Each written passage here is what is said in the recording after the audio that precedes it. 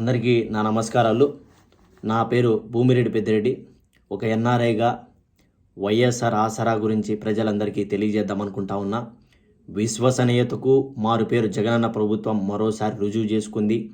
డ్వాక్రా అక్క చెల్లెమ్మలకు వరుసగా ఇచ్చిన హామీ ప్రకారం త్రికరణ శుద్ధితో 4వసారి కూడా వైఎస్ఆర్ ఆసరా ప్రజల అకౌంట్లలో జమ చేయడం జరిగింది.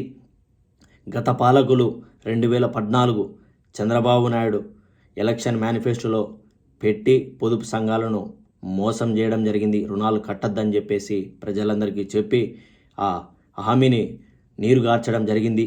అంతేవిధంగా 2019లో జగనన్న ప్రభుత్వం ఇచ్చిన హామీ ప్రకారం వరుసగా వాళ్ళు ఏదైతే రుణాలు ఎగ్గొట్టారో దాన్ని ఎస్ఎల్బిసి జాబితా ప్రకారం 25,000 కోట్ల పైచిలుకు రుణాలను ఇప్పటికే 3 విడతల్లో ప్రజలందరికీ జమ చేయడం జరిగింది.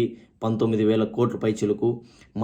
మరోసారి నిన్నటి రోజు జరిగిన ఉరవకొండ సభలో కూడా 6,000 కోట్ల పైచిలుకు ప్రజల అకౌంట్లో 4వ విడత జమ చేయడం జరిగింది.